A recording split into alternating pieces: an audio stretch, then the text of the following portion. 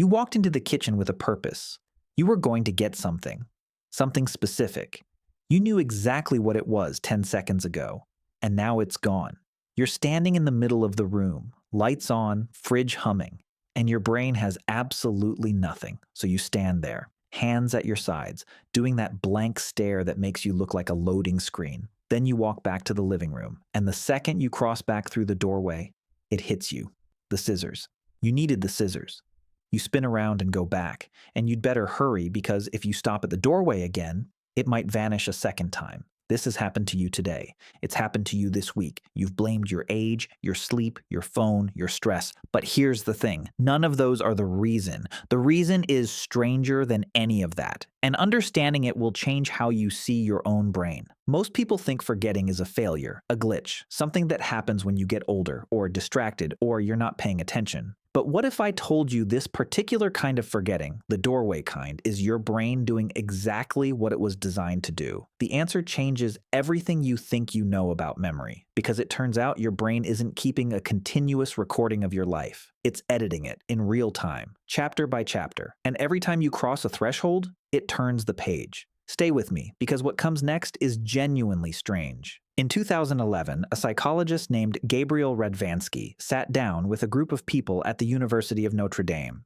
He gave them a simple task: walk through a series of rooms. At each table in each room, pick up an object and put it in a bag. Some of the participants walked through doorways between rooms. Others just walked the same distance, but in one long open space. No doorways, no room changes. Then Radvansky gave everyone a memory test. He asked them to recall the objects they'd picked up. The people who walked through doorways, they remembered significantly less. Same distance walked, same amount of time elapsed, same physical effort, different rooms, worse memory. The doorway was the only variable. Radvansky called it the doorway effect. And he'd just found scientific proof for something millions of people had been silently blaming themselves for. But here's what's fascinating. The experiment didn't stop there. Here's the question Radvansky needed to answer next. Was it the physical act of moving through a door, the visual cue of a doorway, the effort of the walk, or was it something deeper, something happening in the brain itself? So his team ran the study again, this time inside a virtual reality environment. The participants weren't moving their bodies at all. They were navigating through digital rooms on a screen. Some crossed virtual doorways, some didn't. Same result. The people who crossed virtual doorways forgot more.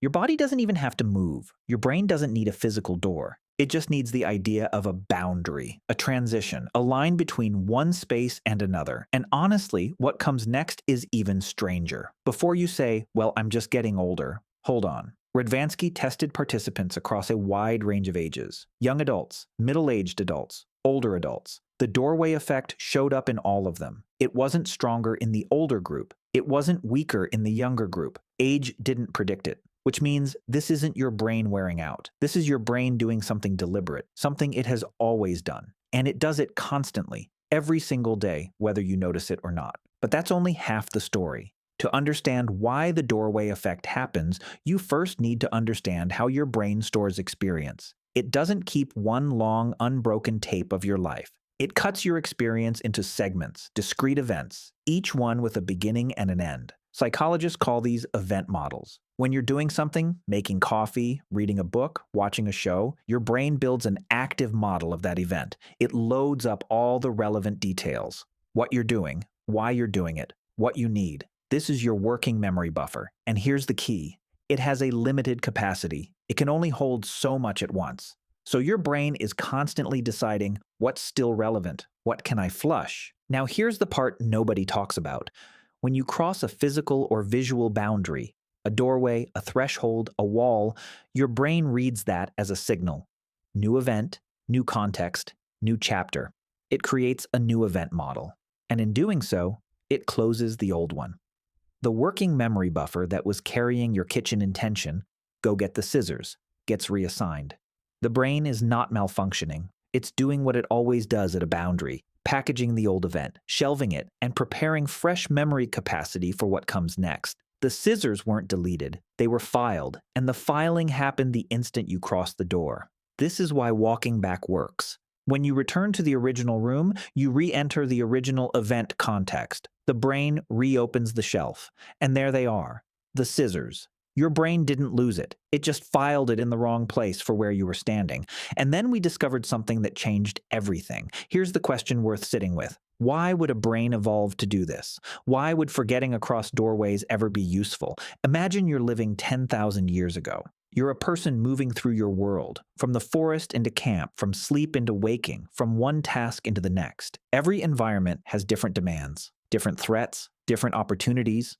Your brain can't afford to be cluttered with the mental load of the last place when you're suddenly in a new one. You need to show up fresh, alert, ready to process what's in front of you. So your brain clears the active buffer at every major transition. It wipes the RAM so it can load the new environment cleanly. The doorway is the trigger. The reset is the feature. In the ancient world, that system kept you alive. In the modern world, it makes you forget why you walked into the kitchen. But here's what's fascinating.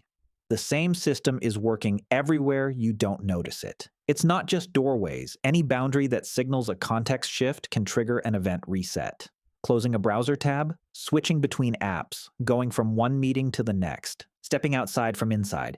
Every time you shift context sharply, your brain has the chance to flush the buffer. And the more abrupt the context shift, the stronger the effect. This is why you forget what you were going to search the moment the page loads. This is why you lose track of your thought in the middle of switching tasks. Your brain isn't fragile. It's just ruthlessly organized. It decided that incomplete tasks from the last context are less valuable than a fresh slate for the current one. And mostly, it's right. Most of the time, the reset serves you. It's only the exceptions, the scissors, the charger, the name that make you feel broken. Here's the counterintuitive truth. The smarter a system is at organizing information, the more it has to decide what not to carry forward. Your brain doesn't forget because it's weak. It forgets because it's constantly editing, constantly sorting, constantly asking, is this still relevant? And every time you cross a threshold, it runs a check. Most items pass. A few get filed before you can grab them. The doorway effect is not a flaw in your memory. It's evidence that you have an extraordinarily active memory management system, a system that's been optimizing your attention span for tens of thousands of years. Your brain treats physical space as a filing system. Each room is a folder. Each doorway is a file save.